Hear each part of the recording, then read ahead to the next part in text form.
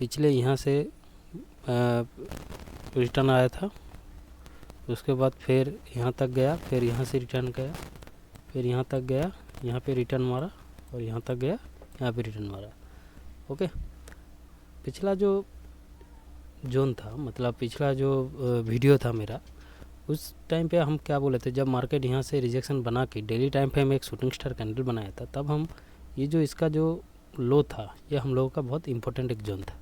उस लो को अगर नेक्स्ट दिन ब्रेक कर देता तो हम लोग डेफिनेटली शॉर्ट ट्रेड लेता, और ये हम लोगों का स्ट्रॉन्ग सपोर्ट जोन था।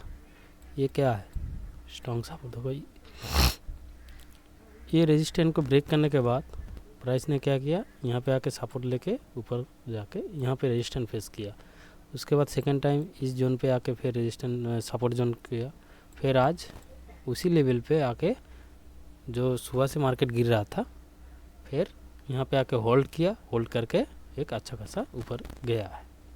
कुछ पॉइंट ऊपर जाके फिर देख रहा हूँ कि नीचे की तरफ क्लोज दे रहा है। तो इंटेंसिटी मार्केट का ये है कि कल अगर मार्केट ने ये जो लेवल था, ये है ना, इस लेवल को अगर नीचे ब्रेक करता है, ब्रेक करके फिर रिटेस्ट करेगा, तो हम लोग यहाँ पे एक शॉर्ट पोजीशन जरूर डेफिनेटली बनाएंगे। ओके, तो 1 आवर टाइम फ्रेम के हिसाब से मार्केट ने क्या किया, बेरिश सेंटीमेंट दिखा रहा है। लेकिन क्या है, ये जो EMA है, ठीक है, अभी भी EMA का जो प्राइस बेरिश तो अभी तक पूरी नहीं हुआ, बोलेंगे नहीं, क्योंकि ये जो सपोर्ट है ना, इसी को ब्रेक करने दो।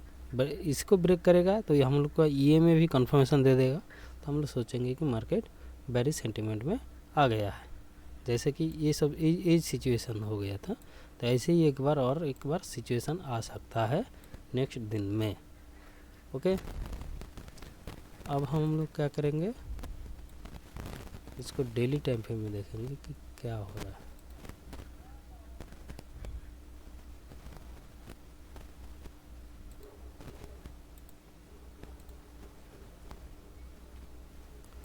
देखो डेली टाइम फ्रेम में जाके देखेंगे, हम लोगों का इस पर्टिकुलर जो कैंडल है ना, इस पर्टिकुलर कैंडल का बात कर रहे थे हम।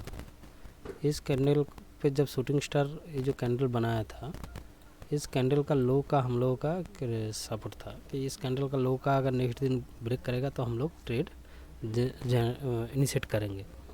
लेकिन क्या है, नेक्स्ट दिन इसी कैंडल का आसपास ओपन लो बना के मार्केट ने एक इनसाइड कैंडल बना दिया। ओके, आज क्या किया, आज मार्केट ने गैप अप ओपनिंग हुआ। गैप अप ओपनिंग होके मार्केट ने उसी जो रेजिस्टेंस पॉइंट था ना, वहाँ पे रिजेक्शन लेके सुबह से गिरते गया। ओके, तो रेजिस्टेंस पे जोन पे अगर मार्केट कभी जब भी मिल जाता है तो हम लोग वहाँ पे शॉर्ट एंट्री कर सकते हैं। जैसे कि अगर इंट्राडे का ये था, ये डेली टाइम फ्रेम में अभी मार्केट बुलिश में ही है, लेकिन मार्केट क्या है, उतना बुलिश है नहीं है।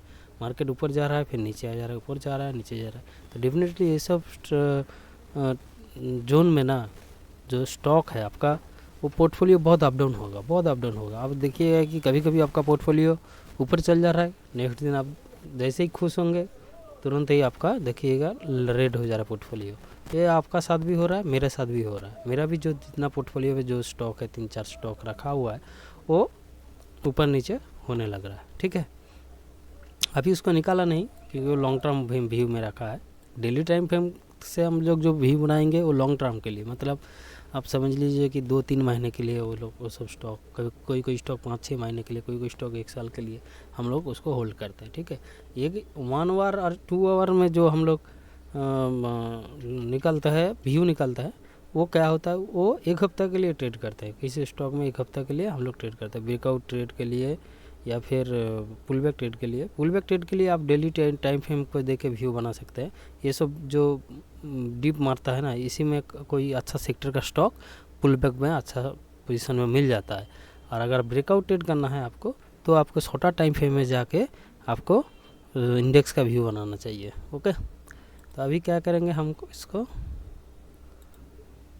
इंट्राडे टाइम फ्रेम में जाके, इंट्राडे में आज हम शॉर्ट पोजीशन क्यों बनाया था, देखो शॉर्ट पोजीशन हमने बनाया था यहाँ पे, जब ये रेजिस्टेंस जोन पे आया था, आके फर्स्ट 15 मिनट वो जाने देते हैं। ओके, उसके बाद देखो क्या किया मार्केट ने, उसके बाद जो फर्स्ट 15 मिनट का लो था उसको ब्रेक कर दिया, और वो भी एक बुलिश एंगल्फिंग कैंडल के बनने से। ये जो यहाँ पे ये जो रेड कैंडल है ना, ये क्या है, एक बुलिश एंगल्फिंग कैंडल बना दिया था। बुलिश बोल रहा हूँ, बेरिश एंगल्फिंग कैंडल बना दिया था। ये जो रेड कैंडल का बात कर रहा हूँ हम, ठीक है। तो आप डेफिनेटली सोच सकते हैं जब इसका लो ब्रेक करेगा, तो ये जो इनसाइड कैंडल बना दिया था यहाँ पे, इसका लो ब्रेक किया, हमने शॉर्ट मारा, तो शॉर्ट मारा, तुरंत ही प्रॉफिट देखने लग गया। तो हम लोग ज़्यादा देर इंतजार नहीं किया, प्रॉफिट बुकिंग कर लिए। और एक ट्रेड लिया था हमने जब ये इस लेवल पे आया था, इस लेवल पे आके एक बार यहाँ पे मारा था, बाय मारा था, इसने सेल हिट कर दिया, ठीक है।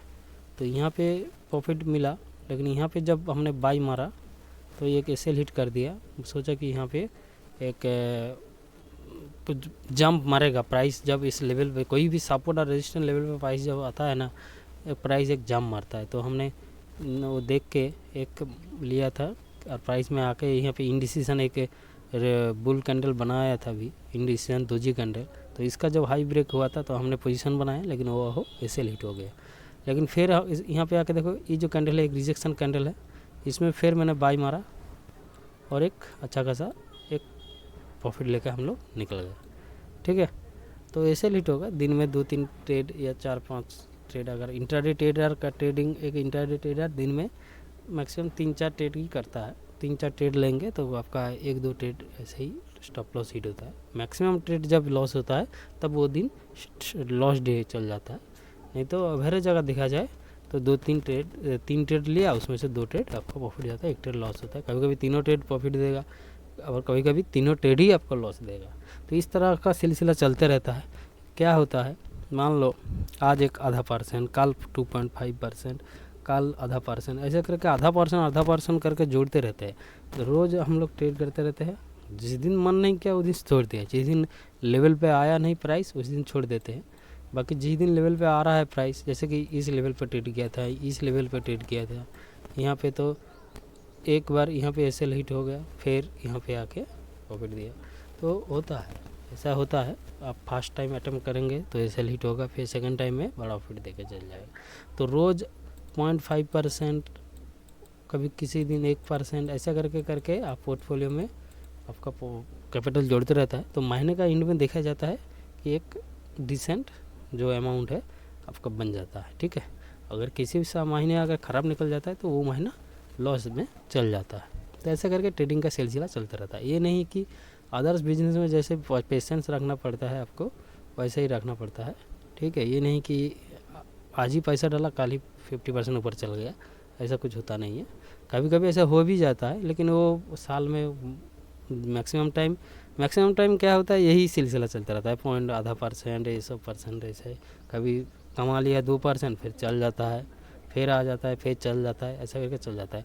अल्टीमेटली अगर देखा जाए तो महीने में अगर आप 30 ट्रेड ले रहे हो, उसमें से 15 ट्रेड आपका प्रॉफिट होता है, 15 ट्रेड लॉस हो जाता है। कभी कभी 17-18 का हो जाता है, कभी कभी 20-10 हो जाता है, ऐसा करके चलता रहता है, ठीक है।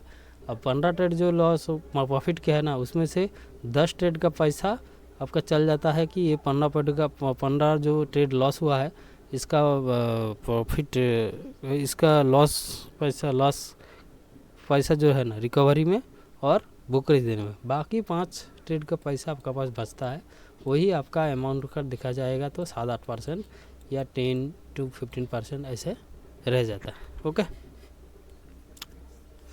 तो ये हो गया मनी मैनेजर का बात। लेकिन अब अभी ये जो स्ट्रक्चर का हिसाब से हम लोग बात करेंगे, तो यहाँ पे एक बार शॉर्ट मारा, यहाँ पे एक बार बाय मारा, एसएल हिट हुआ, यहाँ पे बाय।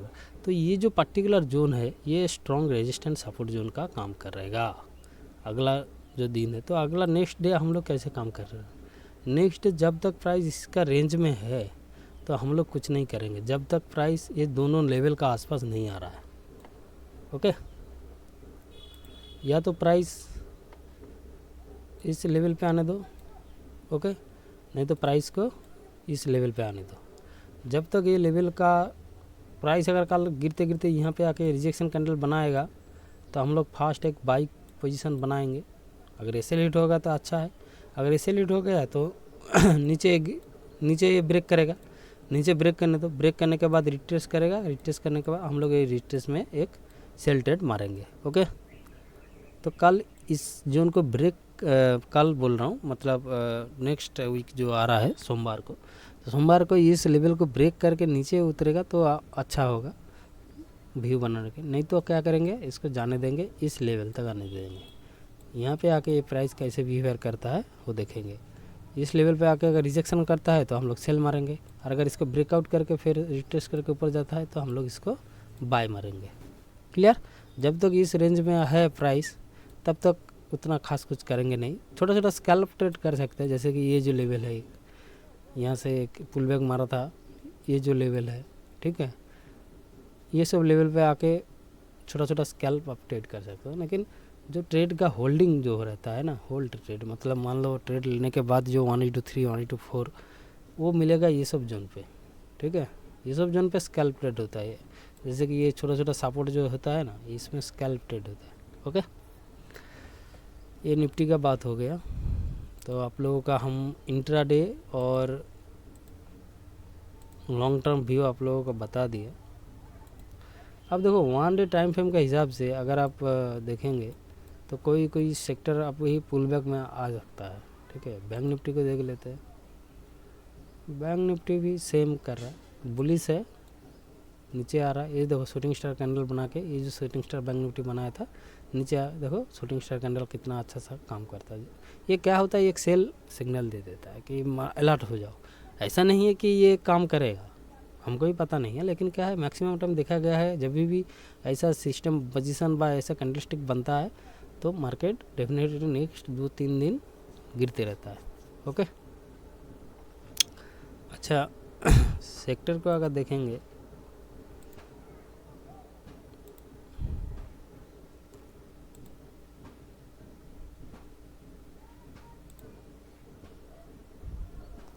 पीएससी सेक्टर अभी तेजी में, सीपीएससी सेक्टर तेजी में है। 1 वीक का बात कर रहा हूँ, वो 1 मंथ में भी देखो पीएससी सीपीएससी, तो ये पीएससी सीपीएससी मेटल, ये 3 सेक्टर से स्टॉक निकाल के आप ट्रेड कर सकते हो, ठीक है।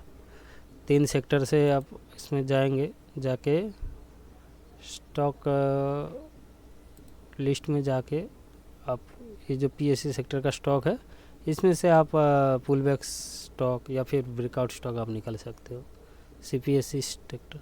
तो क्या होता है जब भी मार्केट एक तेज़ी में रहता है तो जो स्ट्रॉन्ग सेक्टर है उसी में से स्टॉक निकाल के उसमें ट्रेड करो। मैं जनरली क्या करता हूँ, ज़्यादा से ज़्यादा टाइम मैं पुल बैक ट्रेड करता हूँ।